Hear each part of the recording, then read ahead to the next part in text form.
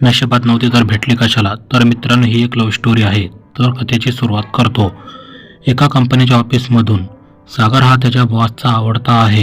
तर ऑफिसची urgent meeting राहते. तर सागरचे सर सागरला म्हणतात की तू जा मीटिंगला. मग सागर म्हणतो, जा म्हणजे मीटिंग आपल्या ऑफिसमध्ये नाही? मग ते म्हणतात, नाही, मीटिंग आहे दिल्लीला, ते पण उद्या आहे. मग रवी म्हणतो, सर तुम्ही मला मुंबई ते दिल्ली विमानाने पाठवणार आहे का? मग त्याचे सर म्हणतात, नाही, इतके बजेट नाही, तू ट्रेनने जा. इथून दादरला जा आणि मग तिथून दिल्लीची गाडी पकड आणि तिच्यामध्ये चढ. आणि मग रवी म्हणतो, बस झाले सर आता तुमचे. मग म्हणसान जागा सापड, मग म्हणसान जागा पकड. मी जात आहे पण आज नाही. मग सर म्हणतात, बॉस मी आहे का तू? रवी म्हणतो, तुम्हीच आहे. मग बॉस म्हणतात, मग मीच ठरवणार की कधी जायचे ते. जा आवर आता, 5 वाजता गाडी आहे तुझी, मस्त जा. मग रवी म्हणतो, ठीक आहे सर, जातो मी. मग रवी म्हणतो, बॉस जमले पण तुम्हाला? गाडीला 1 तास आहे आणि मी कसा पोहोचू 1 तासात? मग सर म्हणतात, मी पण पहिले तुझ्यासारखाच होतो. माझे बॉस मला असेच कामं देत होते. मी पण त्याला चॅलेंजसारखं करायचो, म्हणून आम्ही इथे पोचलो. आता तू पण काही करून, ही चॅलेंज आहे तुझी. जा आता रवी, कशाला टाइम वाया घालत आहे? आणि ऐक, ही कधी ट्रेन तुझी सुटली की मग जॉब दुसरा बघून घ्यायचा, म्हणजे इकडे यायचे नाही. मग रवी ऑफिसच्या बाहेर येतो आणि मग रवी रिक्षा बघत असतो, पण त्याला एक पण रिक्षा भेटत नाही. मग आणि रवी खूपच परेशान होतो आणि मग म्हणतो, बॉसला मला जॉबवरतून काढायचे अशी चॅलेंज दिली की जी मी पूर्ण नाही करू शकत. जाऊ दे, मी जातो घरी आता, बघतो दुसरी जॉब. मग रवी म्हणतो, नाही, बॉस म्हणतात आखरी क्षणापर्यंत लढायचे. मग मी पण लढतो. मग रवी एका व्यक्तीला म्हणतो की सर मला लिफ्ट द्या प्लीज. मग तो व्यक्ती म्हणतो, कुठे जायचे आहे? मग रवी म्हणतो, दादर स्टेशनवरती. मग तो व्यक्ती म्हणतो, भेटो. मग रवी बसतो आणि मग तो व्यक्ती रवीला स्टेशनवरती सोडतो आणि मग रवी त्या व्यक्तीला 500 रुपये देतो.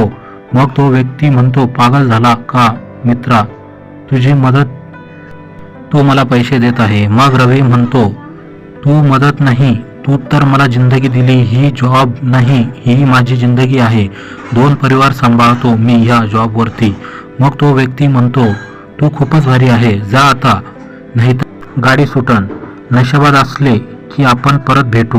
मग रवी निघतो आणि स्टेशनवरती जातो आणि तिकीट काढतो आणि मग जातो प्लॅटफॉर्मवरती. आणि मग रवी गाडीची वाट बघत असतो. मग रवी म्हणतो, हे स्वप्न तर नाही, जी गाडी सुटणार होती मी तिची वाट बघत आहे, असं कसं काय होऊ शकतं?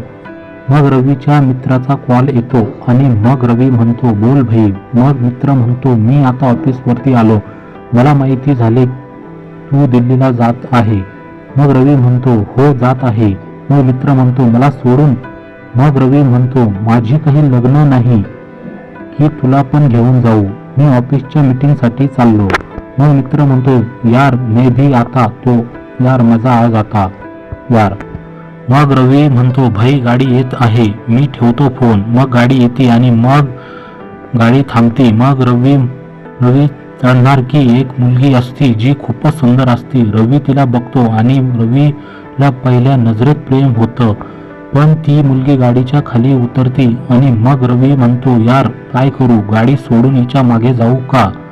पण हिच्या मागे गेलो की जॉब गेली समजा. मग रवी म्हणतो, जॉब गेली तर परत भेटन, पण ही गेली तर मग मी मेलो समजा. मग रवी ट्रेनच्या खाली उतरतो आणि त्या मुलीच्या मागे जायला लागतो. तर तेवढ्यामध्ये ती मुलगी वापस पळत येत असती आणि मग ट्रेनमध्ये चढती. आणि मग रवी पण परत येतो आणि ट्रेनमध्ये चढतो. आणि मग रवी म्हणतो, मॅडम आप तो उतर गई थी ना? मग रवी, ती मुलगी म्हणती, मॅडम नाही, माझे नाव निशा आहे. मग रवी म्हणतो, निशा, माझे नाव रवी आहे. मग निशा म्हणते, बावट, मी विचारले का तुला तुझे नाव काय आहे? मग रवी म्हणतो, मी तरी तुला कुठे विचारले होते तुझे नाव काय आहे? तूच सांगितले की माझे नाव निशा आहे. मग निशा म्हणते, ते ठीक आहे, पण पहिले बोलायला सुरुवात केली कोणी? मग तूच केली ना, मी गाडीत चढो या उतरो, तुला काय करायचे आहे? मग रवी म्हणतो ते तर ठीक आहे, पण तू उतरली का होती? मग निशा म्हणती मी नाही सांगू शकत आणि आता परत विचारू पण नको मला. मग रवी म्हणतो ठीक आहे.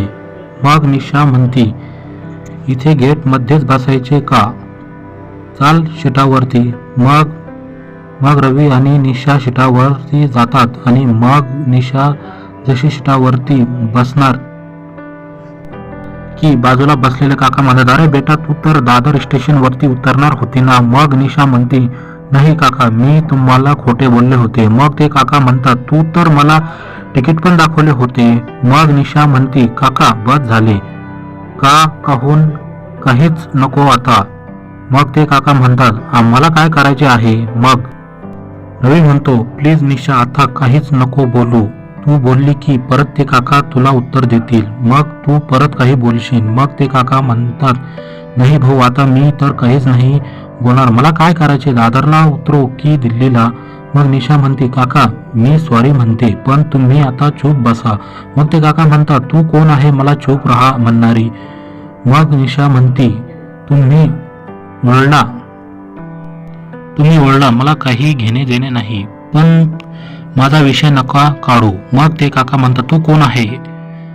आम्ही तुझ्याविषयी बोलू. मग रवी म्हणतो तुम्ही दोघे शांत राहा, तुम्हाला समोसे खाऊ घालन. मग काकाचे आणि निशाचे भांडण तर बंद होता, पण भांडण सुरू होता रवी वरती. काका आणि निशा म्हणता आहे आम्ही काय तुला भिकारी दिसत आहे का? तू समोसे खाऊ घालशील? मग रवी म्हणतो बरं मी भिकारी आहे, आता शांत बसा. मग निशा म्हणते यार रवी, आमचा इतका त्रास होत असन तुला, आम्ही इतके वाईट आहे? मग रवी म्हणतो यार निशा बस झाले आता. मग निशा म्हणते अरे आम्ही तुझी मजा घेत आहे. मग रवी म्हणतो घ्या मजा, पण भांडण नको करा.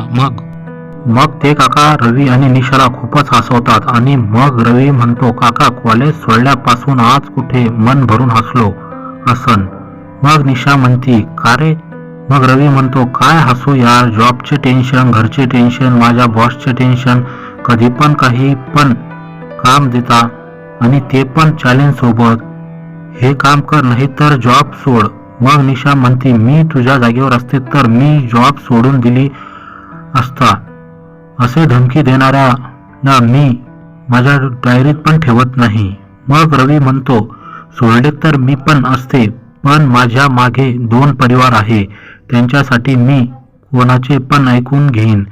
मग निशा म्हणती कोण 2 परिवार? मग रवी म्हणतो माझी बहीण आणि तिचे 2 मुले आणि माझे आई वडील. मग निशा म्हणते आई वडील तर ठीक आहे, पण बहीण का? ती तिच्या घरी का राहत नाही? मग रवी म्हणतो भांडण झाले माझ्या दाजीचे आणि माझ्या दिदीचे. मग निशा म्हणते गलती कोणाची आहे? मग रवी म्हणतो मी त्यांच्या भांडणाच्या वेळी नव्हतो, तर मला नाही माहिती की गलती कोणाची आहे. दीदी म्हणती माझी गलती आहे आणि माझे दाजी म्हणतात की त्यांची गलती आहे. मग निशा म्हणते यार रवी, हे आपापली गलती मानत आहे तर त्यांच्या मधला वाद मिटू शकतो. मग ते काका म्हणतात हो यार रवी. मग रवी म्हणतो मी दीदीला त्या विषयावर काही पण बोललो की दीदी म्हणती तुला काय मला आणि माझ्या मुलांना सांभाळायचे ओझे होत आहे का? होत असन तर स्पष्ट सांग, मी जॉब बघते. मग दीदी अशी म्हणली की मी तो विषय कट करतो. मग ते काका म्हणतात चाल जेवण करू. मग रवी म्हणतो यार काका मी डब्बाच नाही आणला, मी डायरेक्ट ऑफिसमधून इथे आलो. मग ते काका म्हणतात माझा डब्बा आहे ना? मग निशा म्हणती काका माझा डब्बा तर मी कधीचा खाल्ला. मग ते काका म्हणतात तुझ्या काकूनी जो डब्बा दिला आहे तो आपल्या तिघांना पुरून उरण. मग ते काका डब्बा काढतात आणि मग निशाकडे देतात आणि म्हणतात बाळा तुझ्या हाताने दे. मग त्या डब्यात 6 पोळ्या असतात. मग निशा 2-2 पोळ्या देते आणि मग पोळ्या सोबत ठेचा आणि लोणचं पण असते. मग निशा ते पण देते. मग रवी म्हणतो काय जेवण आहे काका, तोंडाला चव येऊन गेली. मग ते काका म्हणतात सकाळी लवकर निघायचे होते तर तुमचे काकू म्हणे काय भाजी बनवू? मग मी तिला म्हणले अर्जंट ठेचाच बनन. मग रवी म्हणतो काका भेळ आली आहे विकायला, घ्यायची का? मग निशा म्हणती घ्यायची का, घेतली तर खाऊच ना आम्ही. मग रवी त्या भेळवाल्या काकाला आवाज देतो आणि मग त्यांना म्हणतो 50 रुपयाची द्या. मग ते भेळवाले काका मस्त भेळ बनवतात आणि मग निशाकडे देतात. मग रवी त्यांना पैसे देतो आणि निशा त्या काकाला त्यांच्या डब्यात भेळ देते आणि मग रवीला म्हणती तुला कुठे देऊ, एक काम कर आपण सोबतच खाऊ.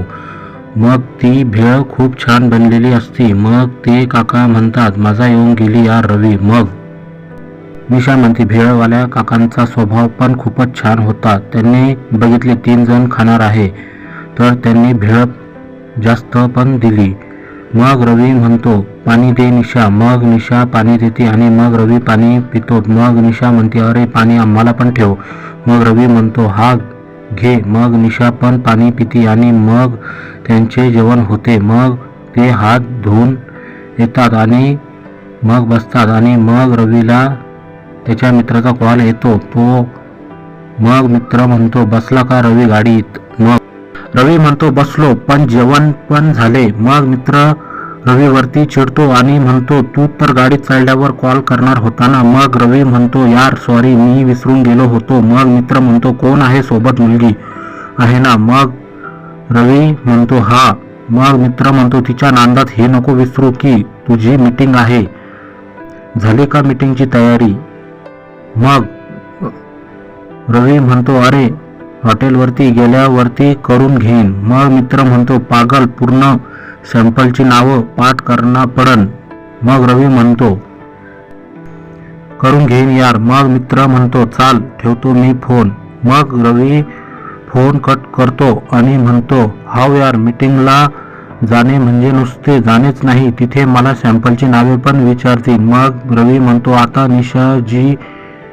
निशाजी थोडे बंद करतो आणि थोडा अभ्यास करतो. मग रवी त्याचा लॅपटॉप काढतो आणि मग सॅम्पलची नावे पाठ करायला लागतो. मग निशा बघती आणि म्हणती काय गेम खेळत आहे का लॅपटॉपवरती? मग रवी म्हणतो नाही यार माझी मीटिंग आहे दिल्लीला, तर आमच्या कंपनीचे प्रोडक्ट आहे त्याचे सॅम्पलचे नावे पाठ करणं पडन. मग निशा म्हणती अरे यार दाखव कोणती आहे. मग रवी निशाला दाखवतो. मग निशा म्हणती खूपच अवघड आहे, कर मग माझ्यामुळे डिस्टर्ब होत असन तर. मग मी झोपून राहते. मग रवी म्हणतो काही नाही मी करून घेईन. मग निशा झोपून राहते आणि मग रवी त्याचं काम करतो आणि मग असंच 1-2 तास निघून जाते आणि मग येते नाशिक. मग ते काका उठता आणि त्यांच्या बॅग उचलता आणि मग रवीला हात मिळवता आणि म्हणतात ऑल द बेस्ट. मग निशाला उठवतात. मग निशा उठते आणि मग ते काका म्हणतात बाय बेटा. मग निशा म्हणते अरे काका सॉरी बर का मी तुमच्या तोंडी लागले म्हणून. मग ते काका म्हणतात अरे बेटा काही नाही चालतच राहतं, मीच जास्त अधिकार जमत होतो. पण बेटा तू जशी चढली होती तशी काय म्हणे की मी दादर स्टेशनवरती उतरणार आहे. मी तुझे तिकीट पण बघितले होते की तू दादरलाच उतरणार होती, पण उतरली होती. मग तू परत का आली ते सांग, ही गोष्ट माझ्या डोक्यात जिंदगीभर राहील. मग निशा म्हणते ते मी तुम्हाला इथे नाही सांगू शकत, चला बाहेर. मग ते काका त्यांच्या बॅगी घेऊन उतरतात आणि मग निशा सांगते तिचे गाडीत परत चढायचे कारण. मी रवीसाठी परत गाडीत चढले, माझे त्याच्यावरती प्रेम आहे. मी 4 महिन्या पहिले बघितले होते हैदराबादला.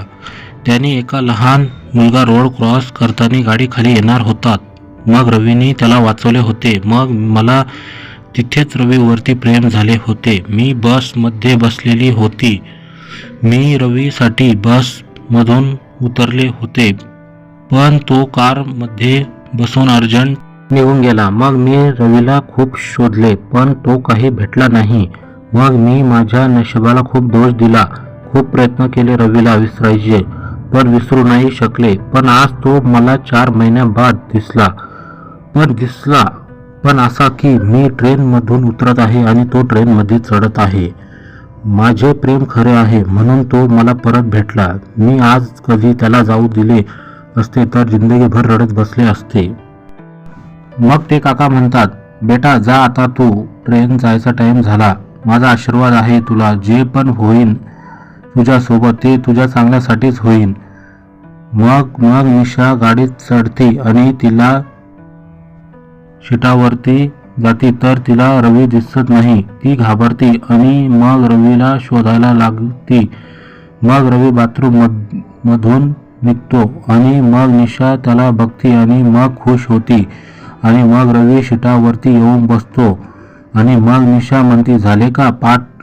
मग रवी म्हणतो, हो झाले. मग निशा म्हणते, विचारू का? मग रवी म्हणतो, विचार. मग निशा विचारते आणि मग रवी सांगतो, पण रवी कडून 3 चुकते. मग निशा म्हणते, सगळे बरोबर आहे पण हे 3 चुकत आहे. मग रवी म्हणतो, त्याला काय आहे, आता पाठ करतो. मग मित्रांनो, याच्या पुढची कथा लवकरच येणार आहे.